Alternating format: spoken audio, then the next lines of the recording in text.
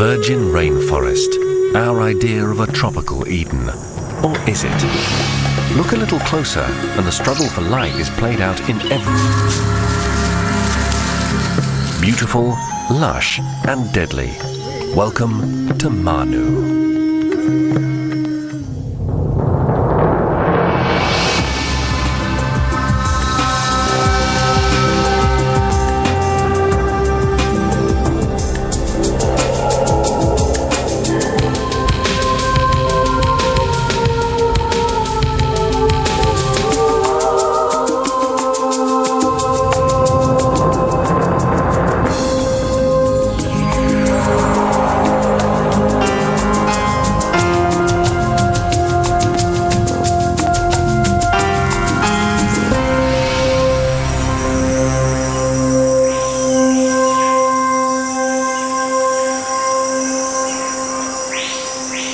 At the eastern edge of the Andes is a natural miracle. This is some of the world's most unspoilt rainforest. It's a top hotspot for biodiversity, with an estimated 1 million species of bugs alone.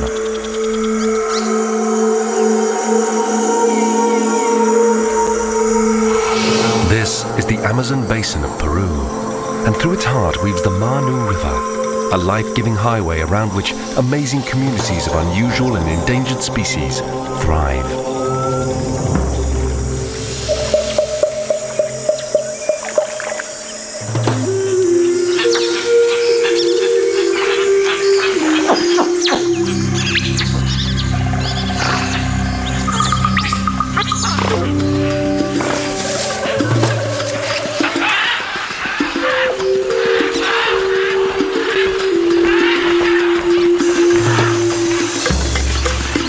A delicate balance keeps this ecosystem in optimum condition.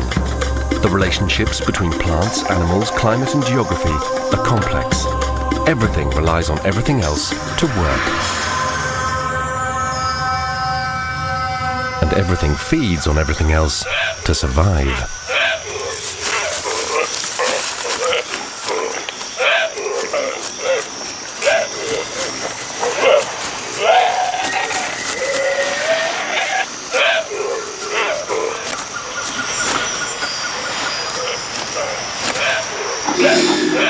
Maybe best known of all is the relationship between the big meat eater and the smaller vegetarian. This time the vegetarian in question is the peccary, the New World's answer to a wild pig.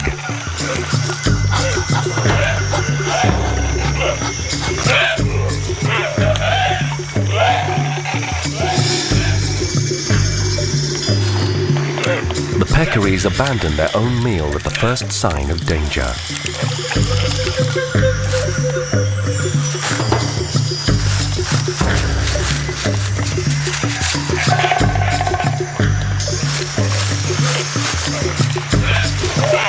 Peccaries aren't completely docile, and the jaguar knows this.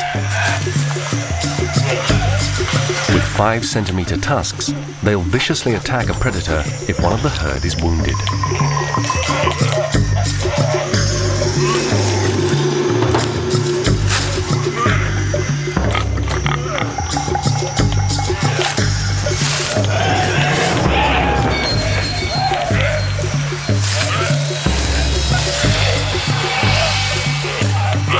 Of course, the jaguar doesn't always succeed. Otherwise, there would be no more peccaries in Manu.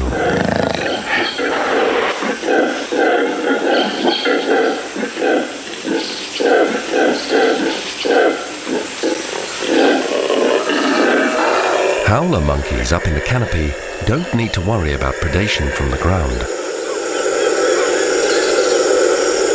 Their calls can be heard for kilometers and are used to guard their territory.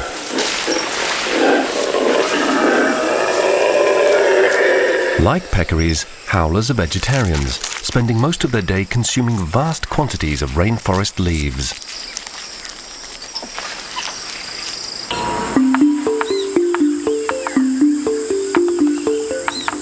A yellow-tufted woodpecker shares the harpy's tree. Too small to serve as prey, it's merely a curiosity for the male harpy.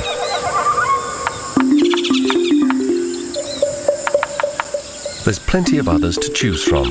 Manu is home to a staggering 1,000 species of bird or more. 11% of the world total.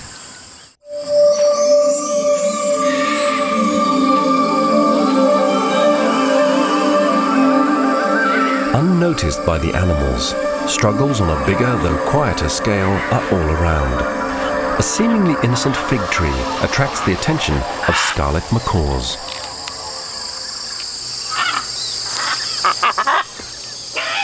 Fig trees fruit unpredictably, and when they do, they provide food for a wide variety of rainforest animals, vegetarian and omnivore. The figs don't last long. The vast majority are quickly eaten before they can ripen and fall to the ground.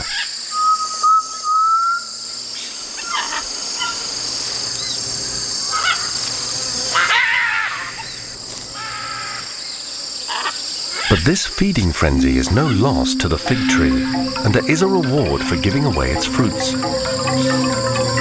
Its seeds gain a ride in the bellies of the animals and travel far throughout the forest.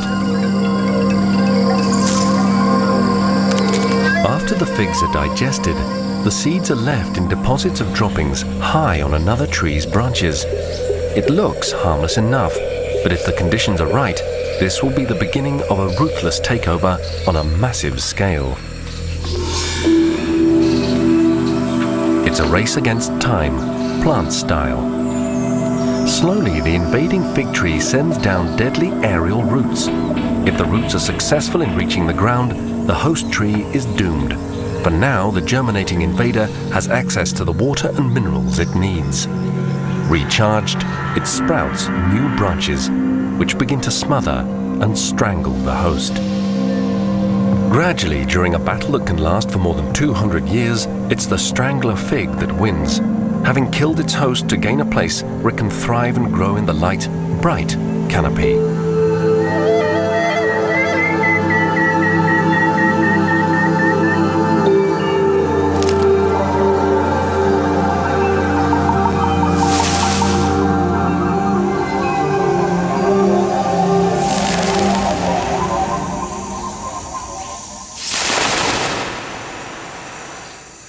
Not all of the strangler's figs are carried away by monkeys and birds.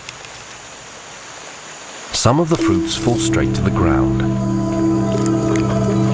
There, their potential comes to an end, simply foiled by a hungry agouti, a 2-kilo rodent that scavenges on the ground. The sudden glut of figs is a windfall for the agouti,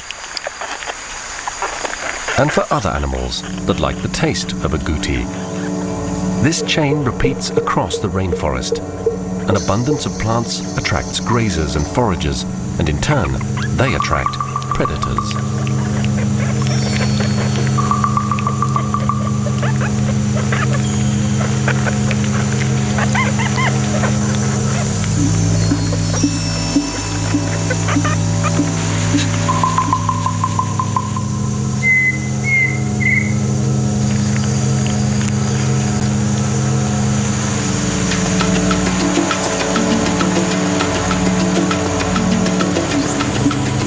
Whether successful or not, each plays their part in the forest's immense food web.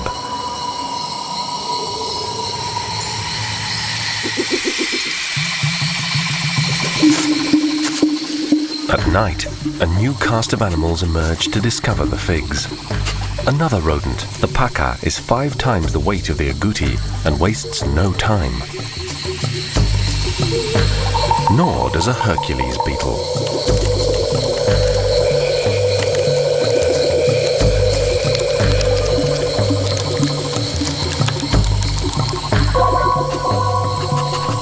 In a David and Goliath contest for figs, it's the paca who usually wins.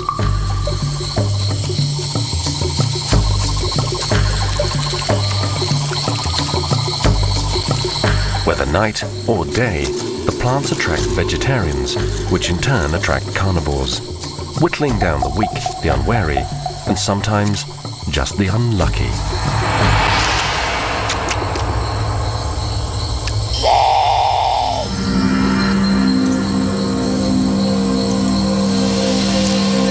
It missed the agouti, but there's no rush. The boa constrictor still lies in wait near the fig supper. With a tongue that can smell and a mouth lined with heat sensors, it's a deadly predator, even on the darkest of nights.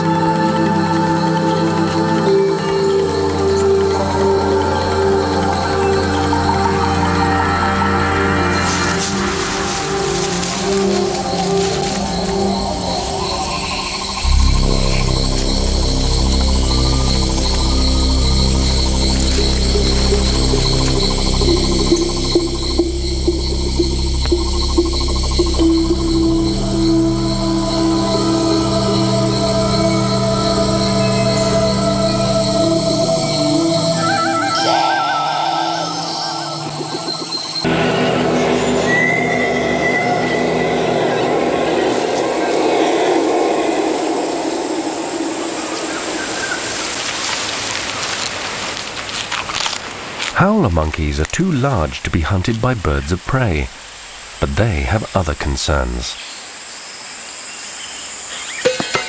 Their live-in larder has just been invaded by a horde of leafcutter ants who are after one thing, and they are after it big time.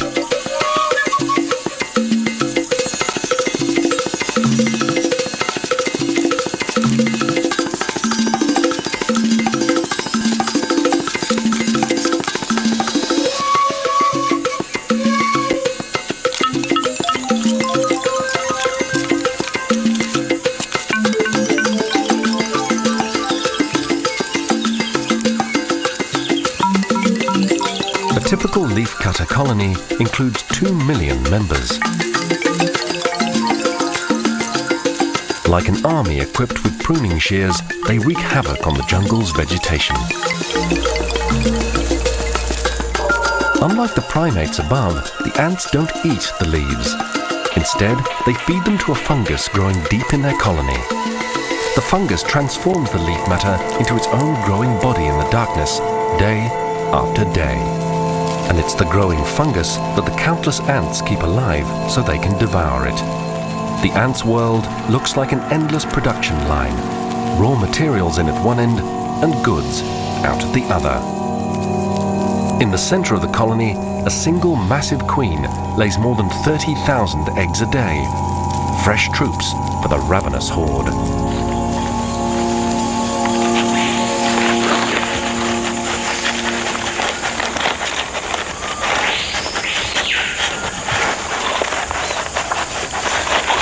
And with 2 million in the horde, that's a lot of protein roaming the forest on little legs. A giant anteater uses its powerful sense of smell to track down the colony.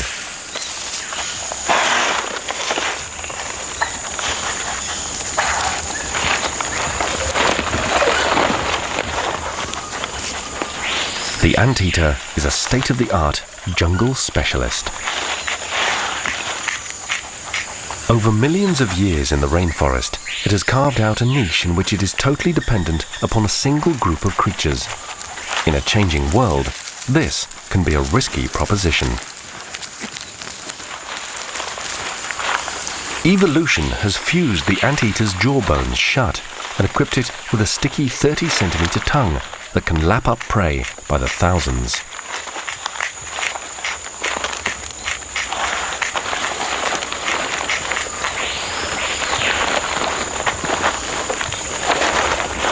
Despite its ant-eating prowess, the colony barely suffers, which is just as well for the anteater's future. The forest is rich in its resources and relationships. Even while the nest is being raided, the fungus gardens are being tended, new ants are being born, and the endless work of leaf cutting goes on.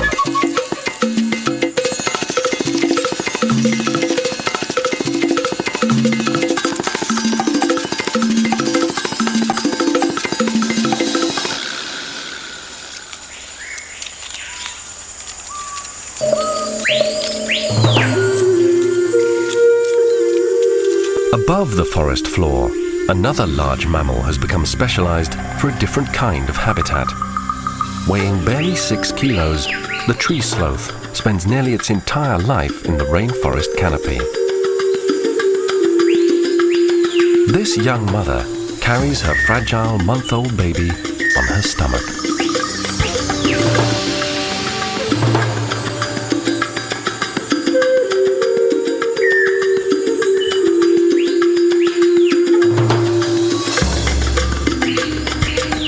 Sloths feed on the leaves of nearly 100 species of trees. But because the leaves it eats provide little energy, the sloth has evolved not to expend much and moves slowly, and will spend days feeding in a single tree.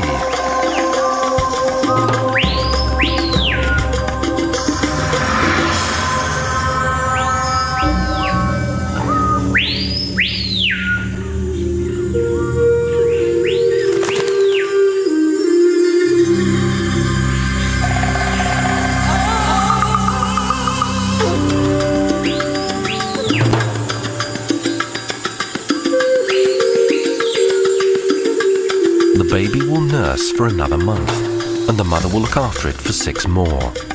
The youngster has only that short time to learn to survive on its own. For the moment, though, there's no need to rush.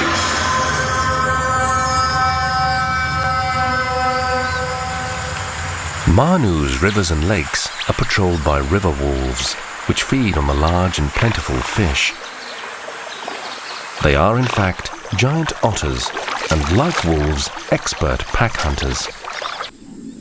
Almost 2 meters of muscle and webbed feet thrust the otters through the water after their prey.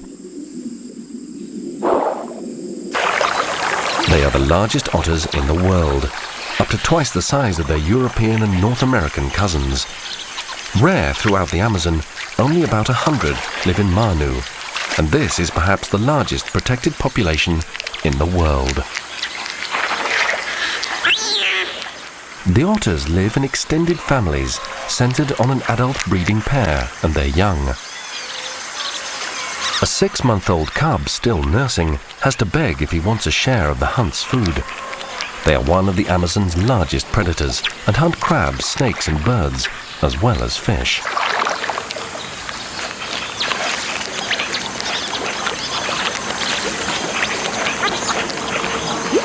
They can eat as much as 4 kilos a day, almost 20% of their body weight, which is fine if you're a hunting adult, but doesn't help an expectant pup. Begging isn't working, so the cub tries to muscle its way in. When he finally gets a fish, he must eat fast if he wants to keep it.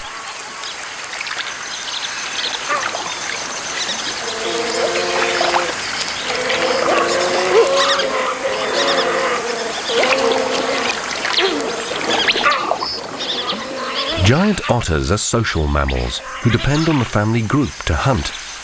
Within a few months, the struggling cub will join them for the first time to fish the lake with his pack.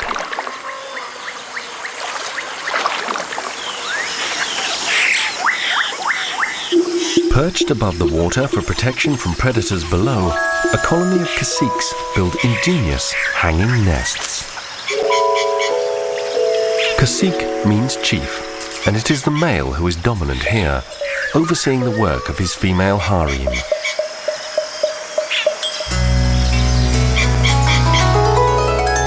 While predators quietly bide their time, females compete at nest building.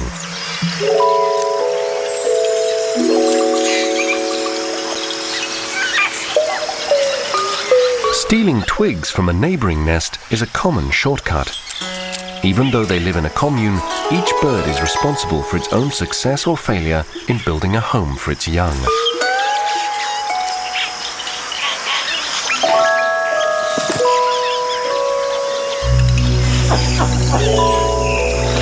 A poorly built nest may release its contents to the water below.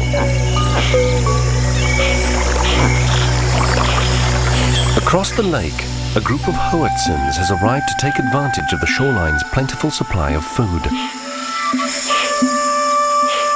The hoatzin is a primitive chicken-sized bird with a rare taste in marsh plants. To digest them, they have evolved a gullet 50 times the size of their stomachs, which acts as a fermentation vat, a bit like a cow's, and gives them the name stink birds. Hoatzins lay a single egg, which they incubate for a month. Only a few hoatzins hatch, as these rich eggs feature on the dietary wish lists of marauders, like the capuchin monkey.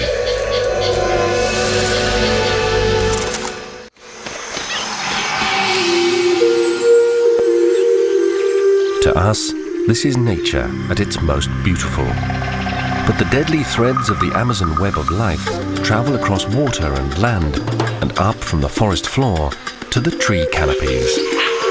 Eating is top of the agenda for everyone, but constant hunting can be tiring.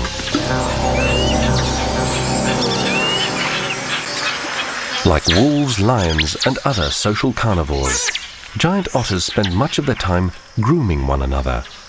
It seems that grooming reinforces the bonds between family members.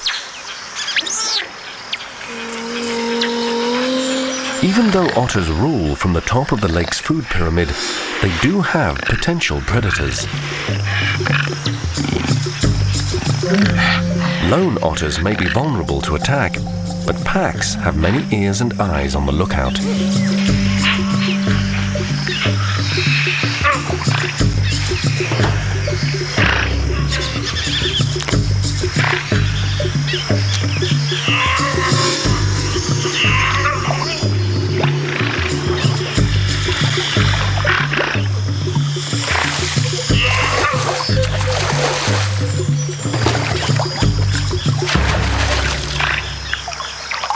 This time, the jaguar takes smaller, easier prey.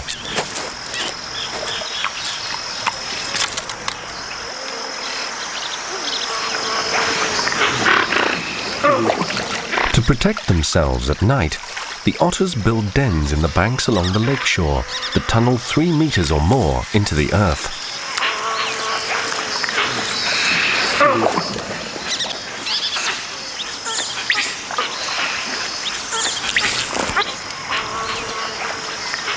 Even for giant pack hunters, it's better to be safe than sorry.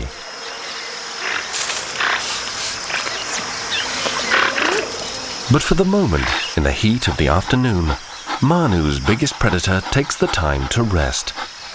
Without any offspring to care for, it can afford this luxury.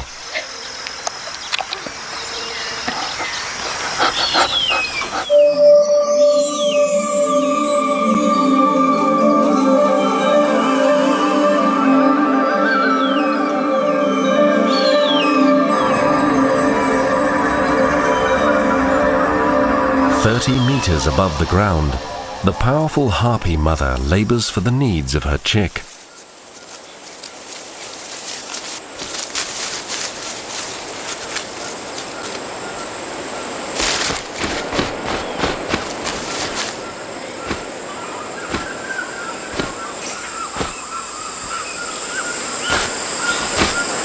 The branches aren't for nest building, and obviously not to eat. The leaves collect moisture during the night, and the chick will drink from them.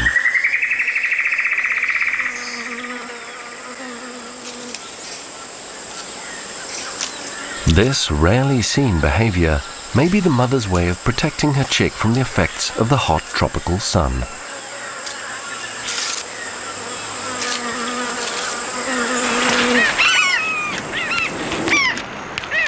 As the rainforest gets hotter, the river levels begin to drop. The emerging beaches attract great flocks of skimmers.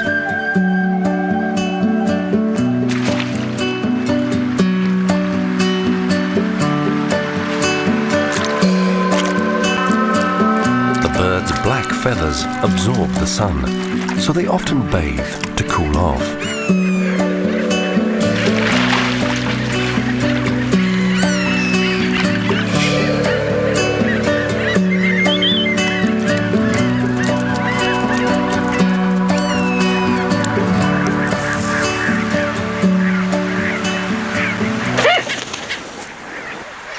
The newly exposed beaches are temporary real estate, and the skimmers waste little time in establishing their nests.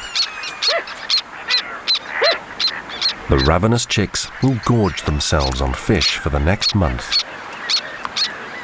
Their parents force them to hurry, for at any time the river might flood and wipe the beaches clean.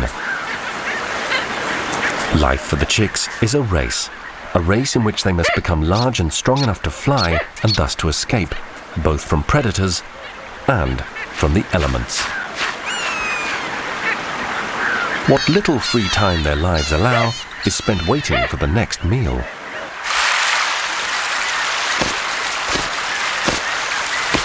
The skimmers' specialized beaks allow them to plow the water and snap up any fish swimming near the surface.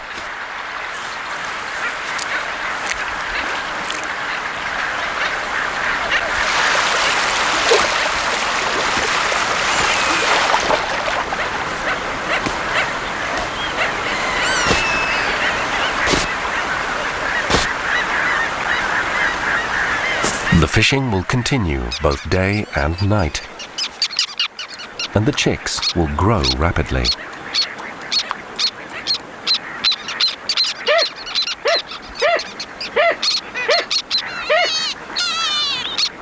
Competition for food is fierce.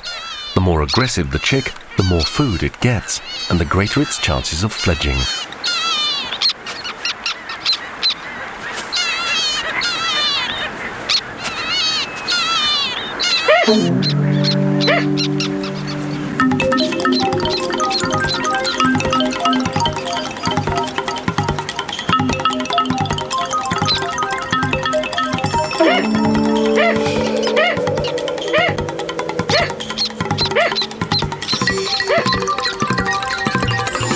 As the days become drier, the hot sun burns, and food for an animal in the canopy becomes scarce. Most animals cannot live on the leaves alone. A few trees begin to bloom, advertising their nectar with perfumed scents and vivid colors.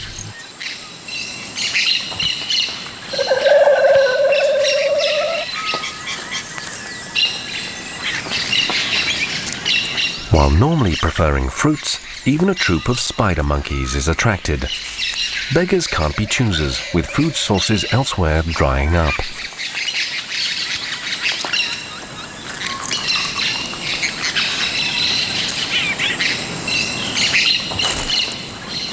At 6 weeks old, the baby is already comfortable living 30 meters off the ground.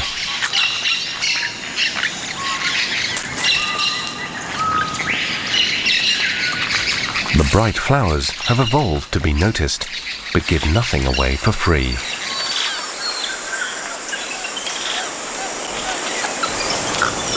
The tree's strategy is to attract an animal, then dust its face with pollen.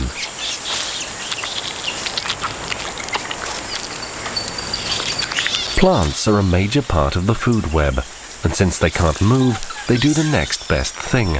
They barter nectar for mobility. The animals become the plant's unwitting messengers, carrying pollen from plant to plant and so fertilizing its flowers. The miracle is how plants have adapted to manipulate the brainiest of Manu's primates.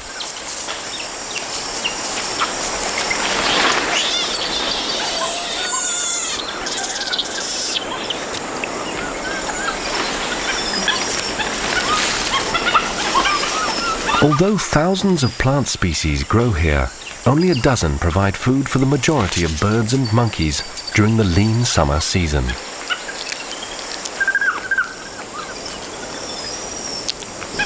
Such is the complexity of the rainforest. Remove a handful of trees and vines and a vital food link is destroyed, condemning entire groups of animals to extinction. And all the while, there is the daily challenge of survival.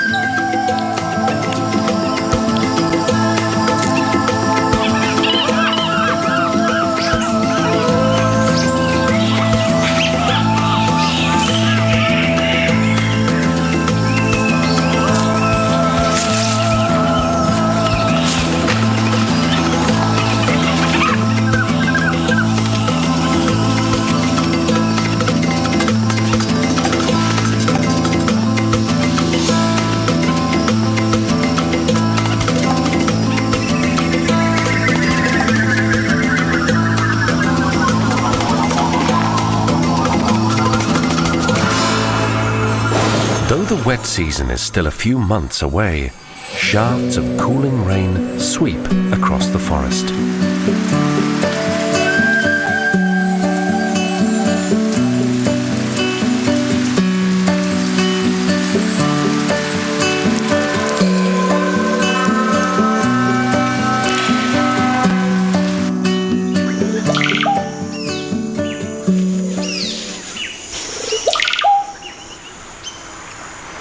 Rainwater running down from storms in the Andes forces the river up by 3 meters, sweeping away nearly everything before it.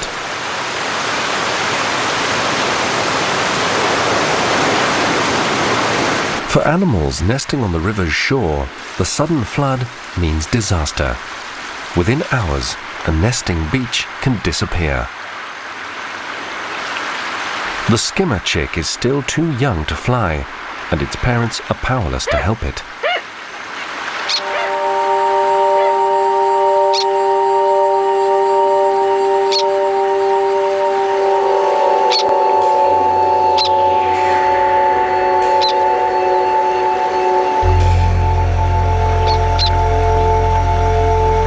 As the beach slowly washes away, the chick is helpless and confused.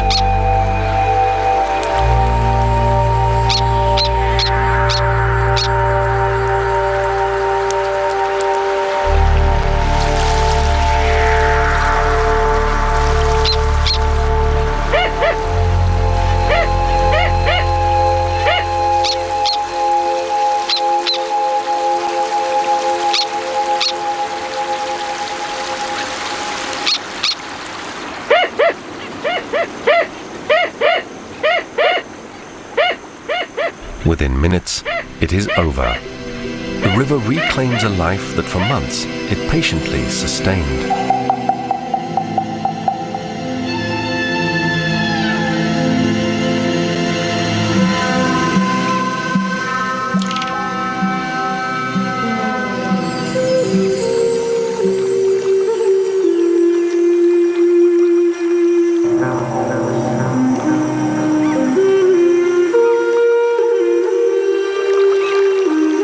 Not all of Manu's animals are helpless during a flood.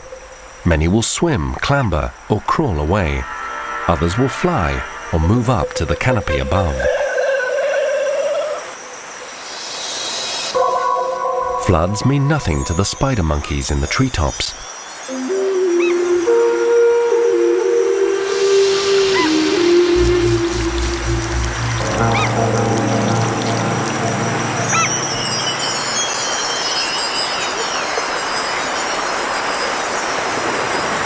The monkeys share the same world as the sloth, but their niche is different.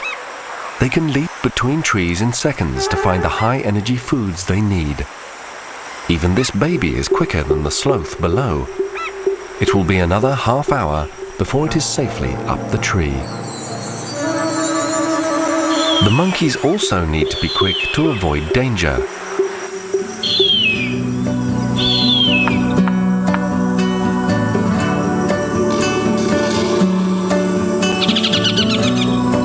After 5 months in the nest, the harpy chick is transformed.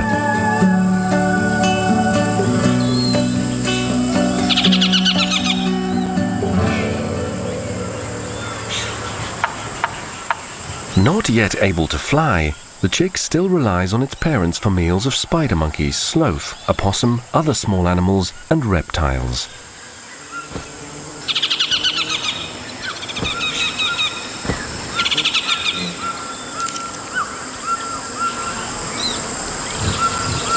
Each day, the chick grows larger, and its parents spend more and more time hunting.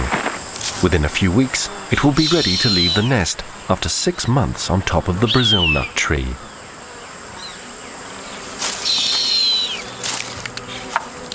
After weeks of continuous hunting and feeding, the mother now rarely brings back the entire animal. Instead, she'll feed herself and then return to the nest to share the kill with her chick.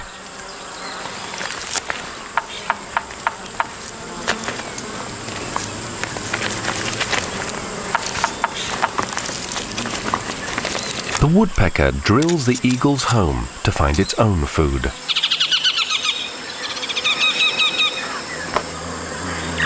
It consumes insects that riddle the dead Brazil nut tree.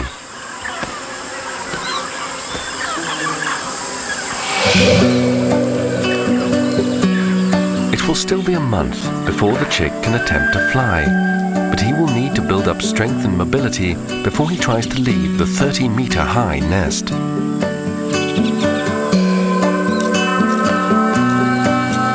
Now he spends each day branch walking, flapping his wings, exercising his muscles, practicing his balance.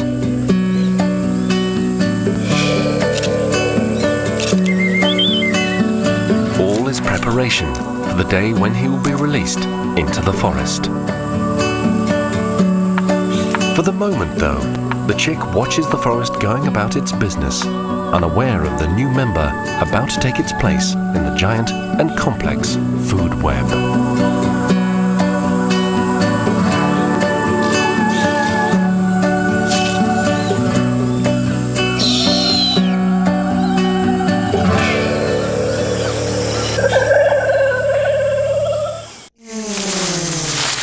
A fruiting copaiba tree is a food magnet for other parents and offspring of the canopy.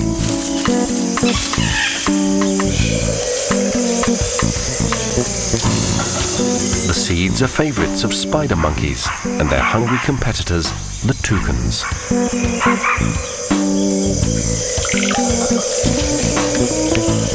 Before long, this tree will be stripped and the animals will need to search for the next ripening tree.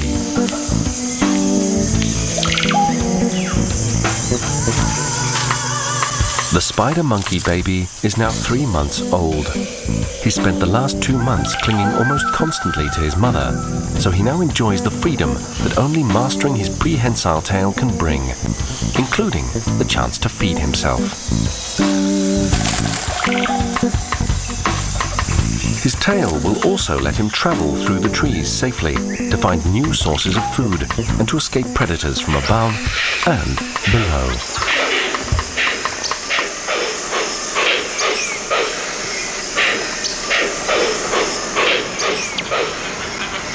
In the oxbow lakes, or cochas, which cut clearings through the dense forest, the otter pup is also growing fast, and each day brings more confidence. For the stink bird on the shore, life is also changing.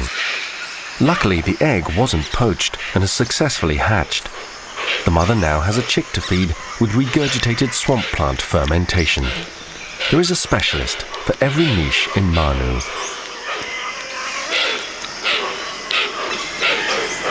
The pup will soon be strong enough to hunt with the rest of his family, and the lake will have another powerful predator on the loose.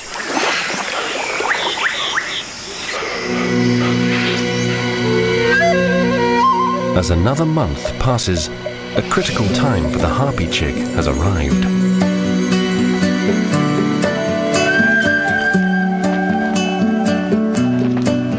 Instinct now urges him to take to the air.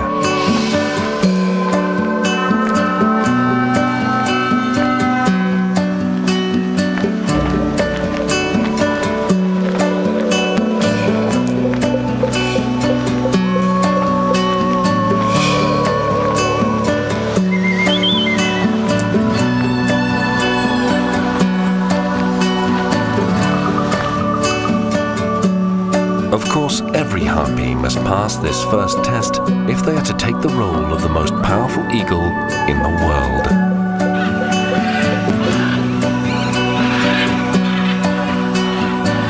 It won't be long before it gains the freedom to hunt the forest skies.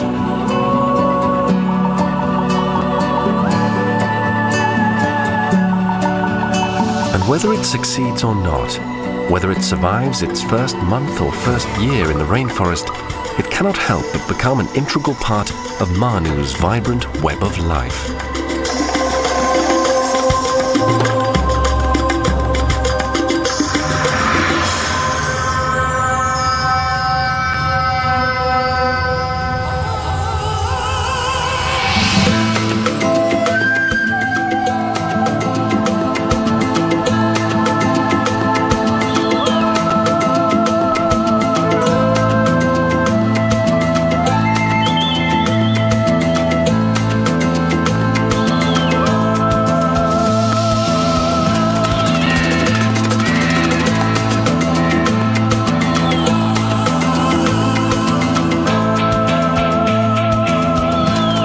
Lost among Manu's 19,000 square kilometers, the eagle's fate seems small.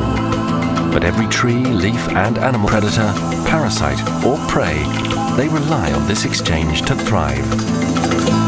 It is almost as if the Eden of Manu itself is a single vast organism, and long may it live its days in isolation at the edge of the Andes.